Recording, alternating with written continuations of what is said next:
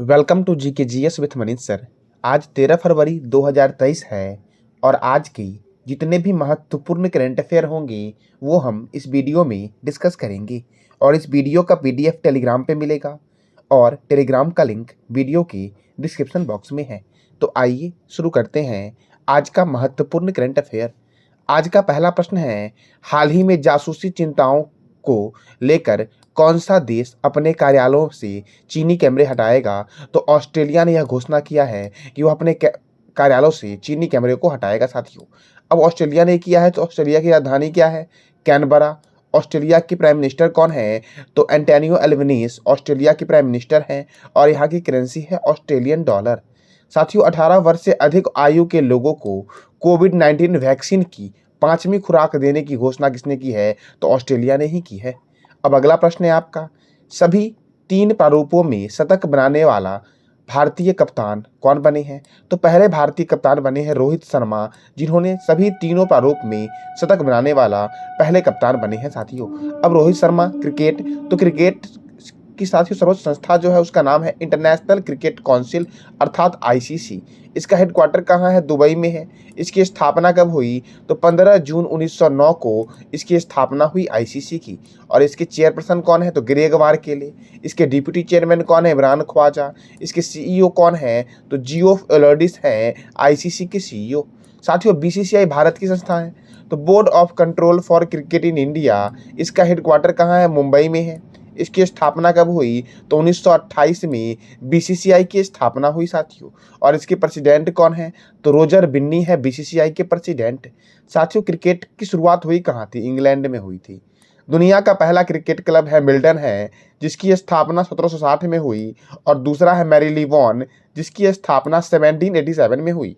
Cricket का पहला test match 1877 में मेलबर्न में ऑस्ट्रेलिया और इंग्लैंड के बीच हुआ। पहला एक दिवसीय मैच मेलबर्न में इंग्लैंड और ऑस्ट्रेलिया के बीच हुआ और यह कब हुआ? तो 1971 में हुआ साथियों। प्रथम वर्ल्ड कप इंग्लैंड में वेस्ट इंडीज और ऑस्ट्रेलिया के बीच हुआ। कब हुआ? 1975 में हुआ साथियों। Ranji trophy, Irani trophy, Vijay Hazare trophy, Moin Uddaula gold cup, Cooch Behar cup, Duleep trophy, champions trophy, Wills trophy, Asia cup और एशेज कप का संबंध किस खेल से है? तो क्रिकेट से है। 1983 में इंग्लैंड में आयोजित वर्ल्ड कप भारत और वेस्ट इंडीज के बीच हुआ था, जिसमें भारत की जीत हुई थी। अर्थात साथियों, भारत ने अपना पहला वर्ल्ड कप कब जीता? तो 1983 में जीता साथियों। और 2011 में भारत, श्रीलंका और बांग्लादेश में आयोजित हुई थी वर्ल्ड कप साथियों, जिसमें भारत ने श्रीलंका को हरा करके दूसरी बार वर्ल्ड कप जीता साथियों। बांग्लादेश, तो बांग्लादेश की राजधानी क्या है और बांग्लादेश के प्राइम मिनिस्टर कौन है? इसका जवाब देना है कमेंट बॉक्स में आपको साथियों। अब अगला प्रश्न है आपका, किस कंपनी ने हैवी ड्यूटी ट्रकों के लिए भारत की पहली हाइड्रोजन संचालित तकनीक लॉन्च की है? तो रिलायंस ग्रुप ने भारत की पहली हाइड्रोजन संचालित तकनीक लॉन्च की है साथियों।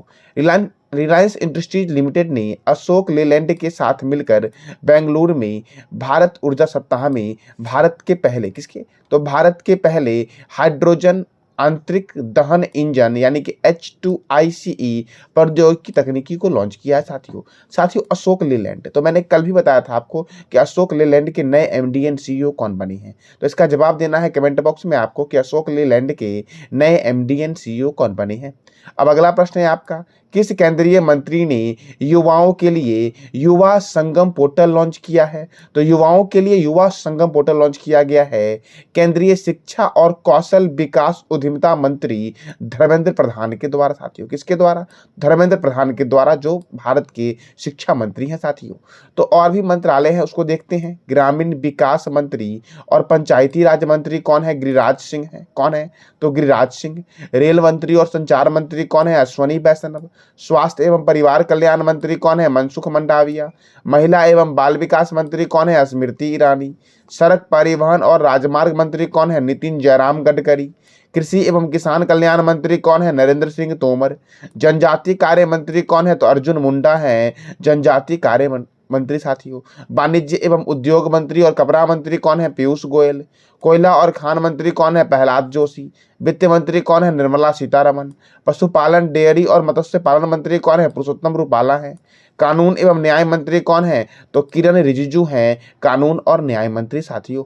पर्यावरण एवं जलवायु परिवर्तन मंत्री कौन है? भूपेंद्र यादव है। श्रम एवं रोजगार मंत्री कौन है? भूपेंद्र यादव है। शिक्षा मंत्री कौन है? धर्मेंद्र प्रधान है। जल शक्ति मंत्री कौन है? तो गजेंद्र सिंह शेखावत है साथियों, वर्तमान में जल शक्ति मंत्री।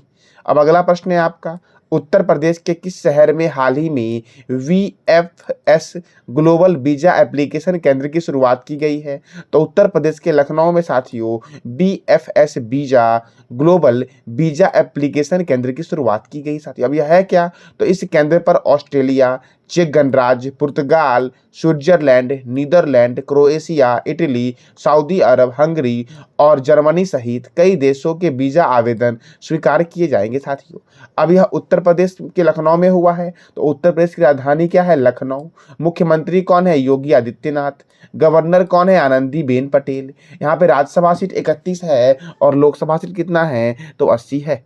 दुधवा राष्ट्रीय उद्यान, बखीरा वन्यजीव अभ्यारण्य, पिलीभीत राष्ट्रीय उद्यान कहाँ पर है? तो उत्तर प्रदेश में है। किसानों की आय को दुगना करने के लिए पंचामृत योजना की शुरुआत कहाँ की गई है? तो उत्तर प्रदेश में की गई है। अगला प्रश्न है आपका, पीएम मोदी ने इंडिया एनर्जी वीक 2023 का शुभारंभ किस शहर में किया है? तो साथियों बेंगलोर में किया है। कहाँ किया है? बेंगलोर में। अब बेंगलोर में किया है तो इसरो का हेडक्वार्टर कहाँ है? बेंगलोर में है। ISRO, Indian space research organisation, इसका हेडक्वार्टर कहाँ है? तो बेंगलोर में है। इसकी स्थापना हुई 15 अगस्त 1969 को और इसका हेडक्वार्टर कहाँ है? बेंगलोर में है। और इसके चेयरमैन कौन है? एस सोमनाथन। और इसकी संस्थापक कौन है? तो विक्रम साराभाई साथियों DRDO, defence research and development organisation, इसके बारे में मैंने कई बार आपको बताया है। तो आज आपको बताना है कमेंट बॉक्स में DRDO के बारे में साथियों। भारत का उद्यान, अंतरिक्ष का शहर, silicon valley, IT capital of India के उपनाम से जानते हैं किसे? तो बेंगलुरु को जानते हैं। केम्पेगौड़ा अंतर्राष्ट्रीय हवाई अड्डा कहाँ है? तो बेंगलोर में है केम्पेगौड़ा अंतर्राष्ट्रीय हवाई अड्डा। केंद्रीय उपोषण बागवानी संस्थान बेंगलुरु में स्थित है। रमन अनुसंधान संस्थान बेंगलुरु में स्थित है। भारतीय खगोल संस्थान बेंगलोर में स्थित है। और M चिन्नास्वामी स्टेडियम कहाँ है? तो बेंगलोर में है। साथियों केम्पेगौड़ा अंतर्राष्ट्रीय हवाई अड्डा भी बेंगलोर में है। तो आपको बताना है कमेंट बॉक्स में, डोनीपोल हवाई अड्डा जो आपका है ये भारत का पहला ग्रीनफील्ड हवाई अड्डा है, तो ये कहाँ पर है? इसका जवाब देना है कमेंट बॉक्स में आपको। अगला प्रश्न है आपका, किस देश ने बीमारियों का पता लगाने और सुरक्षा सुधार के लिए सिन्फिग रोबोट लॉन्च किया है? तो साथियों इजराइल ने सिन्फिग रोबोट लॉन्च किया है। अब इजराइल ने साथियों किया है तो साथियों इजराइल की राजधानी क्या है? तो जेरूसलम। इजराइल के प्रेसिडेंट कौन है? Isaac Herzog. और इजराइल के प्राइम मिनिस्टर कौन है? तो बेंजामिन नेतन्याहू इजराइल के साथियों प्राइम मिनिस्टर है। साथियों ऑप्शन में जापान दिख रहा होगा साथियों, जापान। तो जापान में पहली बार और दूसरी बार जो परमाणु बम गिराया गया था उसके बारे में आप जो भी जानते हो इसकी जानकारी देनी है कमेंट बॉक्स में आपको साथियों। अब साथियों इजराइल के बारे में आगे देखते हैं। इजराइल की करेंसी क्या है? तो न्यू शेकेल्स है। इजराइल भूमध्य सागर के पूर्वी छोर पर स्थित है। इजराइल आधुनिक काल का एकमात्र यहूदी राष्ट्र है। इजराइल का कोई लिखित संविधान नहीं है। इजराइल और जॉर्डन के बीच मृत सागर स्थित है। और हाइफा बंदरगाह साथियों कहाँ है? तो इजराइल में है। साथियों हाइफा बंदरगाह का अभी हाल ही में किस भारतीय कंपनी ने अधिग्रहण किया है? तो इसका जवाब देना है कमेंट बॉक्स में आपको। अगला प्रश्न है आपका, भारत में पहली बार लिथियम के भंडार कहाँ पाए गए हैं? तो जम्मू और कश्मीर में भारत के पहले बार लिथियम के भंडार पाए गए हैं। साथियों जम्मू कश्मीर, तो जम्मू कश्मीर के ऊपर राज्यपाल कौन है? मनोज सिन्हा है। जम्मू कश्मीर में साथियों डांचीग्राम अभ्यारण्य है। साथियों अभी हाल ही में बिहार के राज्यपाल बदल गए हैं, तो बिहार के नए राज्यपाल कौन बने हैं? तो इसका जवाब देना है कमेंट बॉक्स में आपको साथियों किश्तवाड़ राष्ट्रीय उद्यान कहाँ है? जम्मू कश्मीर में है। तुलबुल परियोजना झेलम नदी पर स्थित है। पालक दुल जल विद्युत परियोजना मारूसुदर नदी पर है। डल झील, बुलर झील, वेरीनाग झील, मानसबल झील, शेषनाग झील, अनंतनाग झील और नागिन झील कहाँ है? तो जम्मू कश्मीर में है। काराकोरम दर्रा, जोजिला दर्रा, पीर पंजाल दर्रा, बनिहाल दर्रा, बुर्जिला दर्रा, ये सारे दर्रे कहाँ है साथियों? तो जम्मू कश्मीर में है। और काराकोरम दर्रा भारत का सबसे ऊंचा दर्रा है। अब अगला प्रश्न है आपका, किस पत्रकार को राजा राम मोहन राय 2023 पुरस्कार से सम्मानित किया गया है? तो ABK प्रसाद को राजा राम मोहन राय पुरस्कार 2023 से सम्मानित किया गया है साथियों। अब साथियों कुछ नए राज्यपाल बने हैं जो बदले गए हैं, उस राज्यपाल की सूची को देखते हैं कौन कौन से साथियों राज्यपाल बदले हैं। तो अरुणाचल प्रदेश के नए राज्यपाल कौन बने हैं? तो कैवल्य त्रिकम परनाइक। असम के बने हैं गुलाब चंद्र काठिरिया। आंध्र प्रदेश के बने हैं एस अब्दुल नाजीर, छत्तीसगढ़ के बने हैं विश्वभूषण हरिचंद्रन, झारखंड के बने हैं सीपी राधाकृष्णन। कौन बने हैं? तो सीपी राधाकृष्णन बने झारखंड के राज्यपाल साथियों। अरुणाचल प्रदेश के कौन बने हैं? तो कैवल्य त्रिविक्रम पटनायक। असम के कौन बने हैं? गुलाब चंद्र काठियारिया। आंध्र प्रदेश के कौन बने हैं? तो एम अब्दुल नाजीर। छत्तीसगढ़ के कौन बने हैं? तो विश्वभूषण हरिचंद्रन। झारखंड के कौन बने हैं? तो सीपी राधाकृष्णन बने हैं।